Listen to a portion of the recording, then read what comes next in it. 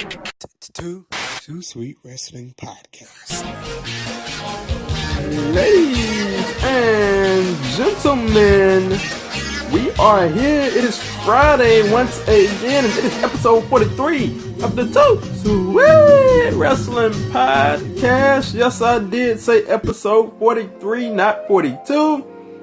Last week, I actually did do an episode of the Too Sweet Wrestling Podcast, but couldn't upload it, did it on Periscope, and it all got messed up, so here I stand again. Episode 43, we're going to get to the new Daniel Bryan. Is this the apex of his comeback? Is this the best stuff of his career since his comeback? We're going to hop into that. We're going to hop into the TLC card, excuse me if I could get it out. The TLC card, how interested in that am I? I'm going to get into that. Queen of the Ring talk, are they bringing that back? Are they really thinking about bringing that back? We're going to get into that too. And women's tag titles, does WWE need them? Gotta hop all up in that. But first, you can find me on Periscope at Too Sweet Pod. I'm on Periscope all the time, every week on Periscope. You can find me on YouTube at OMG Corey B as well. You can go to the space bar, type in OMG space Corey space B, and bam, there I am. Go to the guy with 4,000 followers or subscribers, excuse me. Feel free to subscribe on YouTube as well. And also, this will be hosted on Castbox as well, castbox.fm. I will be on there. I'm under Too Sweet Wrestling Podcast on there as well. You can find me there. So we're about to hop right on into this. We're not going to waste any more of your time. Daniel Bryan. The new Daniel Bryan. And this is no joke here. I need a bottle of water there. I'm homing the earth as I talk about Daniel Bryan, which is pretty funny. But the new Daniel Bryan. I was kind of, like I said on YouTube this past week, I was kind of shaky on the new character of Daniel Bryan, but this past episode of SmackDown, I really enjoyed Daniel Bryan. I'm here to talk about, is it the apex of his career since his comeback? Is it the best stuff of his career since his comeback? I'm here to talk about that. Talking about this new Daniel Bryan character, this new hipster, save the earth, Captain Planet. I'll kick him in the groin, Daniel Bryan. I'm loving every bit of this. And I gotta say that, is it the apex of his career since his comeback from his neck injury? I'm gonna have to say no, it's not the apex of Daniel Bryan's career since his comeback, because the apex is the comeback. Look, we were all interested in that. We never thought the guy would come back. He came back, and that is the total apex as it stands to December right now. But is it the best stuff of his career since his comeback? It is totally the best stuff of his career since his comeback. When Daniel Bryan came back, it's like the momentum slowly started to dissipate in interest when he first came back off of his neck injury, excuse me. It was high up top of him when we were waiting for him to come back. Then the momentum slowly crept down, and now this heel character is totally the best stuff of his career. And I gotta say that I very much appreciate Daniel Bryan. I appreciate wrestlers that can do the total opposite of what their character has become famous for. Now, Daniel Bryan has done plenty of work throughout his career, and lately, he's been a heel before, but lately he's become known as Lovable Daniel Bryan. Now, when we talk about wrestlers that have done complete changes over their career and been successful with it, we're talking about the greats. We're talking about The Undertaker. Went from the Dead Man Undertaker to the Biker Undertaker. We're talking about Sting. Went from Beach Blonde Hair Sting to the Crow Sting. And there are just many examples throughout history of guys going over makeovers. Chris Jericho, for goodness sake, the guy has done everything. And I look at this with Daniel Bryan. I can't quite compare him to those guys yet, but I will say that this heel run for the short term has been very successful, and I've enjoyed the change. It is the best stuff of his career since his comeback from his neck injury. It has been very fantastic, and looking at it from the short term, and it's great for the short term. I don't know how I don't know how great it'll be in the long term, because when we look at a guy like Shinsuke Nakamura in the feud with AJ Styles, when he had his heel turn, it was great for him. But in the long term, they never really had any long-term plans for it, so it just kind of dissipated into nothing, into what it is now. But I gotta look at this Daniel Bryan character and think that, okay, they have to have something slated for the long term. And I just gotta think that we'll see interesting things to go forward in the long term. Daniel Bryan versus AJ Styles. I gotta think that Daniel Bryan will retain the title throughout this feud. I'm interested to see what the feud is post Daniel Bryan and AJ Styles, because I mean, the only person that I can think of right now is The Miz. After that, it is wide open for SmackDown as far as the title and as far as who will be facing off against Daniel Bryan going forward. So moving on, we are going to talk about the Queen of the Ring. And man, I saw this headline come across, and first thing I thought about was, man, I'm very interested into this.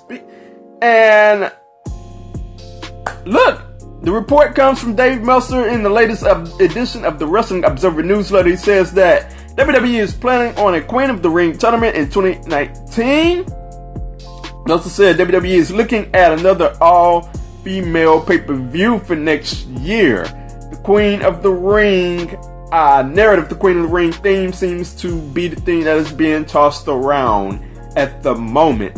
So I gotta say that, okay, I'm a sucker. I'm a 90s guy. I'm a 90s wrestling person. I'm a sucker for the King of the Ring tournament. I always loved it. I always loved that pay-per-view. It's one of my favorite one of the pay-per-views that I liked. I don't know if it was one of the top favorites of mine, but I always liked the King of the Ring. And if we're gonna do that for the ladies, if they're gonna bring the King of the Ring back and call it the Queen of the Ring, then look, I'm fine with it, but they have to do it right. The last I remember of the King of the Ring was them doing this makeshift tournament on Monday Night Raw, where I think Wade Barrett won the tournament, and he was the King of the Ring. And it was one of the most lackluster, sad things you will ever see in wrestling, because King of the Ring, one of the great things of the 90s, got turned into a one-night tournament on Monday Night Raw. Makeshift tournament. If they bring this Queen of the Ring back, they have to do it right. And it's a thing that I'm interested in, seeing the Queen of the Ring. Also, they have to bring the prestige back if they're going to bring the Queen of the Ring back. When you won the King of the Ring, it was a prestigious thing. You were the King of the Ring. They treated it like a big deal. If the Queen of the Ring is to come back, whoever wins it, you have to treat them like a big deal. Like, people, and speaking of going forward, I would love for this to be a gimmick for the winner as well. We look at Owen Hart, turned it into a gimmick. It was a really good thing. Booker T turned the King of the Ring thing into a gimmick. And the King Booker thing, he rode that bad boy to a world title. That was arguably, I would say the best character of Booker T's career was the King Booker thing. It was the thing I was most interested in as it pertains to Booker T. I would love to see this turn into a gimmick for whoever wins the Queen of the Ring if this were to go down. So moving on, I would also say that I would be very invested into this, because on a personal note, I love me some one-night tournaments. And we get the Queen of the Ring together. What it has to be also is a better build than Evolution was. If we're going to do Queen of the Ring, you have to build it up into a better thing. And as it going for a one-night tournament, or however long they plan it out, I would love to see it, because I love tournaments to be built up into something and to have the winner have an apex of a winner that night. A one-night tournament, I would love for it to be a one-night tournament, because I love those things. And if they were to treat this pay-per-view right, I think it would go fantastically, and I think it would be great. Also, it has to go to a person that needs the win. Like, we can't have a Queen of the Ring tournament and the winner be Charlotte Flair, a person that totally does not need it. I have this go to somebody that can, like I said, use this as a gimmick and can really get over with it. So with that being said, the Queen of the Ring, the idea, the gimmick, the report says, possibly being tossed around, I would love for it to come back. I would support it, and it would be very interesting to me to see how it all turns out. So moving on, speaking of the ladies, we have the tag titles. This has been something that has far been rumored about, even going all the way back to Evolution. There were reports coming out that there would be tag titles for the women. And I've talked about this before, and even speaking of more teasing, we had the teasing on Raw with Sasha and Bayley talking about how they wanted to be the first women's tag team champions on Raw. So looking at the situation here, we've had this teased and reported on and teased and teased and teased. I gotta think that at some point throughout next year, we're gonna have some women's tag team titles. But on my standpoint, I've mentioned this before.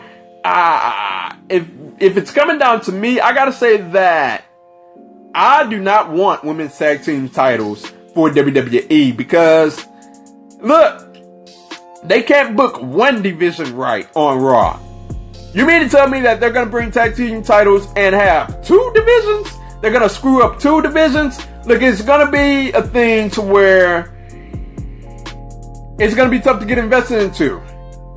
I can't get invested to the women's division on Raw. The only person that feels important on Raw as it pertains to the women's division is Ronda Rousey. If I'm being totally honest, she's the only person that feels important on that entire roster. So I cannot get into two divisions because as it pertains to one division not being booked right, that goes to the characters and the wrestlers as well. If the division is not being booked right, the wrestlers won't feel as important. So the wrestlers that will move on to the tag team division will not feel as important in my opinion, because we have the aforementioned Sasha and Bayley tag team, and these are two ladies to which I say, where are they going? Are they even important anymore? Because if you're asking me, I'm going to say no, they're not important anymore. And that's not on the merits or the talents of Sasha Banks and Bayley. That's on the booking of Sasha Banks and Bayley. No, they're not important because they don't feel important anymore, because they're not getting booked importantly anymore. They're getting put in pathetic angles. And look, they are phenomenally talented. I love me some Sasha Banks. Have from the start, ever since I seen it in NXT.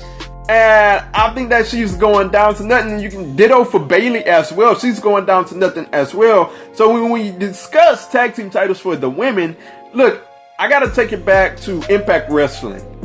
Impact Wrestling introduced tag team titles for the ladies. And it was cool at first. It was a very cool idea. It was a cool dynamic at first. But as it wore on, the thing that knocked it off was the fact that they just did not have enough of a deep division to hold two divisions. Like, they didn't have a deep enough division to hold a knockouts title and a tag team division. So, like, it reached the point to where we had kept having continuous feuds over and over and over until the tag team titles faltered out of TNA. And that's what I think we will see with WWE. We will have continuous feuds over and over until the tag team titles just kind of falter off of the women's division. So I don't think they're going to get booked right. Like, it'll be a thing in the beginning. It'll probably be cool to see Sasha and Bayley win the tag team titles. But eventually, as time wears on, it will not be a good long-term solution or a good long-term plan. Those are my thoughts on having tag team titles for the women's division in WWE. So moving on, we're going to go to TLC. Are you interested in the card? And I got to say that, man, looking at the card, it is a tale of two brands. It is a tale of two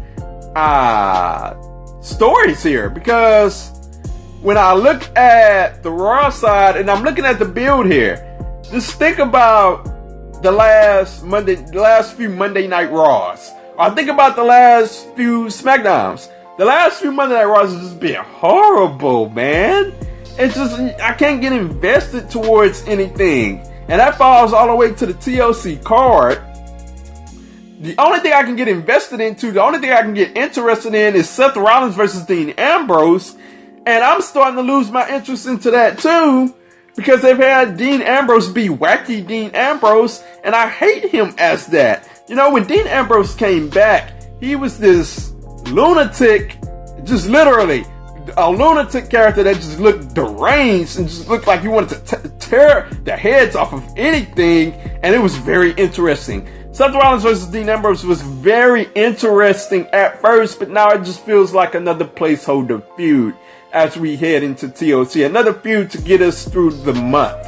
I look at the Raw side of things, and I'm just not very interested in Braun Strowman versus Baron Corbin. And it's not for certain that Braun Strowman is going to be there as well. Ronda Rousey versus Nia Jax. I could care less about that. That's another placeholder feud. The only other thing that interests me on the Raw side is Finn Balor and Drew McIntyre. And that's not because I'm too much invested into the story. I just know that that's going to be a banger and a possible show stealer, a possible match of the night with those guys involved. And that's about the only thing on the Raw side that I'm interested in. Now, like I said, a tale of two brands. Looking at the SmackDown side, they are just hitting it out of the park. And I mean, I'm very much invested into whatever SmackDown is throwing me. And I mean, just starting at the top, Daniel Bryan versus AJ Styles. The Daniel Bryan heel turn, I'm very much invested into that. And look, that's going to be a phenomenal match. It should main event. I don't know if it will. You know, with WWE's history of the WWE title, I don't know if they're going to let it main event, which is such a shame. We have Daniel Bryan, we have AJ Styles, we have the new Daniel Bryan, we have this new heel character. It should main event when it comes to TLC. We don't have a universal title bout, so that should main event, but we'll see. Everything SmackDown has going for it on the TLC side of things, I'm very much interested in. I'm interested into the tag match and the women's championship match. You know what? I'm gonna call an audible right here and now, because I said the men should main event. No, this should main event. Becky Lynch versus Charlotte Flair versus Asuka. That should main event, because that is going to be a phenomenal match. I'm pretty sure that is going to be the match of the night. I cannot wait for that. For something that's a placeholder pay-per-view, that is like WrestleMania caliber. That's a WrestleMania worthy match right there. Becky Lynch versus Charlotte Flair versus Asuka. I cannot wait for that. The SmackDown Tag Team Titles match, that's going to be phenomenal as well. Another triple threat match. Look, SmackDown has stories that I can invest into. They've built up things that I'm interested in. Raw just has a bunch of stuff that's getting thrown out there that I could care less about. We have just two matches at best on Raw where I think the caliber of the match is going to be really good. And only one match that I'm moderately invested into as it pertains to the story. Other than that, the Raw build for TLC has just been outright horrible. SmackDown is carrying this pay-per-view as far as interest goes. As for my overall interest, I guess I have to go on a scale of 1 to 10, I have to go at a 5.5 or to a 6, because, like I said, I'm interested in SmackDown, but I could care less about the Raw side of things here. And that is just my opinion on the TLC pay-per-view. We have 1 week left. We'll see how the go-home show to Raw and SmackDown goes. Hopefully Raw actually has a good show, a good build to TLC for once. We'll see how it all goes down. So that is episode 43 of the Too Sweet Wrestling Podcast. Let me know your thoughts, your opinions on all of the topics. Queen of the Ring, Daniel Bryan, the tag team titles for the women, TLC. Let me know your thoughts. Whether that be on YouTube, you can find me at OMG Corey. You can type on the space bar, OMG space Corey space B, and there I am, OMG Corey B on YouTube. You can find all my wrestling videos, reactions, and breakdowns there. And you can find me on Periscope at 2SweetPod, and also on Twitter at OMG Corey B and at 2SweetPod. Let me know your thoughts on all of the topics that I have talked about on this podcast. I am out.